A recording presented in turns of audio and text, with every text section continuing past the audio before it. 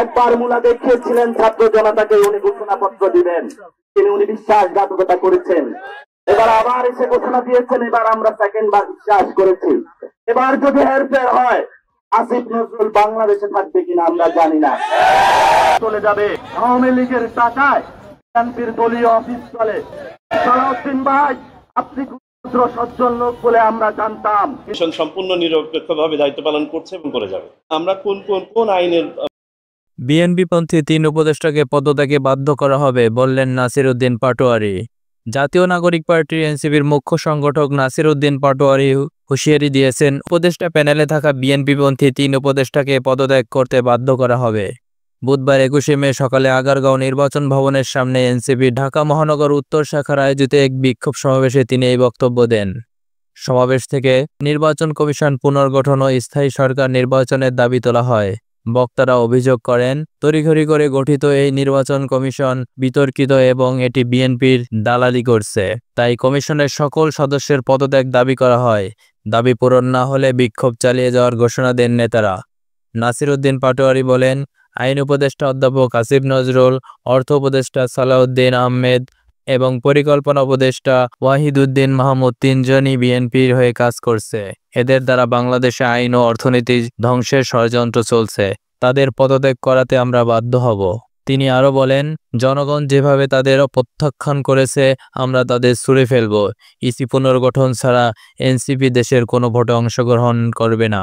বর্তমান ইসি বিএনপির দলীয় কার্যালয়ের মতো কাজ করছে। সালাউদ্দিন আহমেদের প্রতি তীব্র সমালোচনা করে তিনি বলেন, আপনি ভারতের দালাল হয়ে গেছেন, ভারতের প্রেসক্রিপশনে বাংলাদেশকে ধ্বংস করছেন। জাতীয় নির্বাচনের আগে কোনো স্থায়ী নির্বাচন হতে দেওয়া হবে না। আইন উপদেষ্টা আসিফ নজরুলকে উদ্দেশ্য করে তিনি বলেন, জুলাই ঘোষণাপত্র নিয়ে তালবাহানা, দেশের সঙ্গে বেইমানি এবং ঘোষণাপত্র না দিলে আপনি দেশে থাকতে পারবেন না। সমাবেশে আরও দাবি করা হয়, বিএনপি এখন লাশের রাজনীতি শুরু করেছে এবং আওয়ামী লীগের টাকায় বিএনপি বড় বড় কথা বলছে, এমনকি নগর ভবন পর্যন্ত বন্ধ করছে। নির্বাচন কমিশন পুনর্গঠন এবং স্থানীয় সরকার নির্বাচনের ত্বরিত আয়োজনের দাবিতে জাতীয় নাগরিক পার্টি আয়োজিত বিক্ষোভ সমাবেশে সমাপ্তি ঘোষণা করা হয়েছে। বুধবার ২১শে মে দুপুরে রাজনীতি আগারগাঁও নির্বাচন ভবনের সামনে এ কর্মসূচি অনুষ্ঠিত হয়। এর আগে দুপুর ১৫:১২টার শুরু হয় সমাবেশ। এনসিপি বিভিন্ন থানার প্রতিনিধিরা বক্তব্য রাখেন। বক্তারা অভিযোগ করেন, বর্তমান নির্বাচন কমিশন বিতর্কিতভাবে গঠিত এবং পক্ষপাতদুষ্ট আচরণ করছে। তারা কমিশনারের পদত্যাগ এবং একটি নিরপেক্ষ গ্রহণযোগ্য ইসি গঠনের দাবি জানান। সারা দেশে স্থানীয় সরকার নির্বাচনে অনুপস্থিতি থাকার কারণে নাগরিক সেবা ব্যাহত হচ্ছে বলে দাবি করেন।